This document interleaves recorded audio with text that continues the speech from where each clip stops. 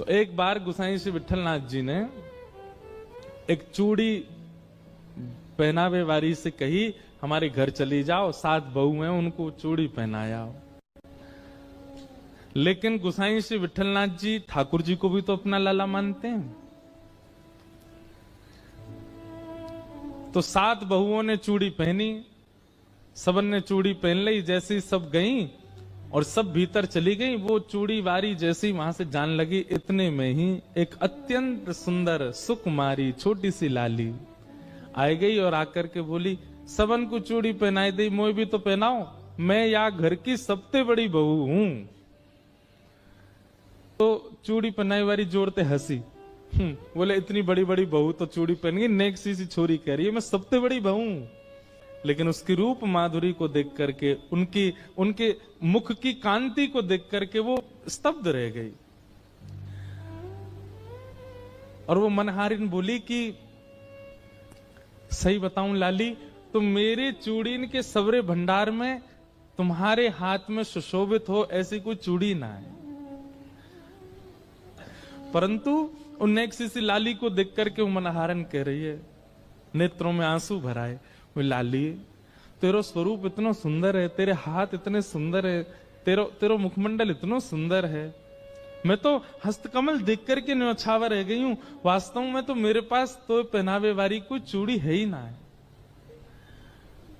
तो सामने बैठी नेक्स्ट सी लाली को मुख उतर गए।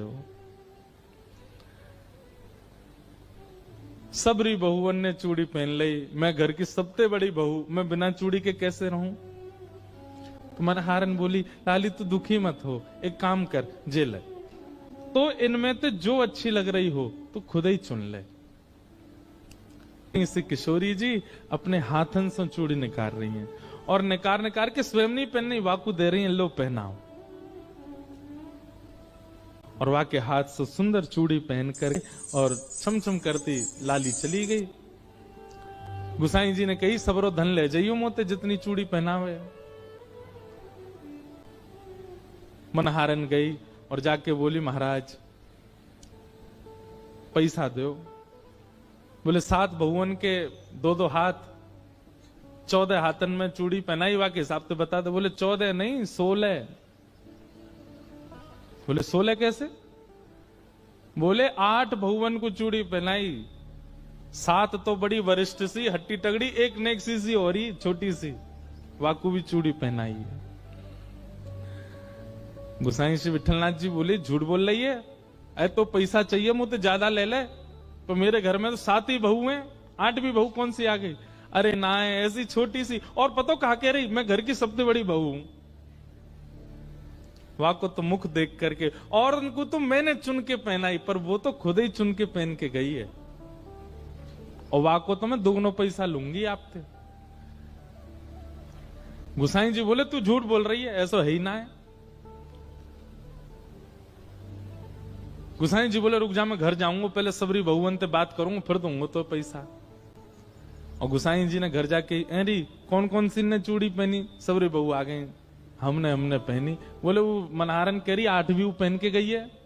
8वीं कौन है, हम 7 ही हैं घर में। गोसाई जी बोले, वही तो मैं कह रहा हूं, आप ठाकुर जी का जैसे शयन कराने के लिए गए और ठाकुर जी को शयन करा करके जैसे स्वयं शयन में गए, किशोरी जी रोती रोती आ गए। बोले, गोसाई जी आप 7 पुत्रन को अपनो मानो, 7 बहुवन को अपनो मानो, और तो और आप लाल जी को अपनो भी पुत्र मानो, पर मुंह को अपनो बहू ना मानो। गोसाई जी बोले, अरे श्री जी ऐसा क्या कह रही हो? बोले, आप ठाकुर जी के प्रति का भाव रखो? बोले, वो मेरे लाला हैं। तो बोले, वो तुम्हारे लाला हैं तो मैं तुम्हारी बहू ना भाई? बोले, नहीं श्री जी आप तो मेरी बहू हैं ही। तो बोले, फिर आज जब मनहारन सबरी बहुवन को चूड़ी पहना, मैंने पहन ली, तो तुमने वह को पैसा ही ना दियो? जी के नेत्र सजल हो गए, तुरंत रोने लगे। बोले, अरे श्री जी मुझसे अपराध बन गए हो, मुझसे बहुत बड़ी भूल है गई, चूक है गई। श्री जी बात ऐसी है, मैं लाला को छोटो मानू ना, तो मेरे मन में ऐसा भाव है अभी नेक्स्ट सो लाला या को ब्याह भयो नहीं, परंतु आप और ठाकुर जी छोटे बड़े नहीं, आप तो नित्य संग रहो, आप तो हमेशा संग रहो, आपकी कोई आयु थोड़ी है कि या आयु में ब्याह होगा, आप तो नित्य संग रहो। मेरे दिमाग से बात न कर गई, मुझे क्षमा कर दो श्री जी।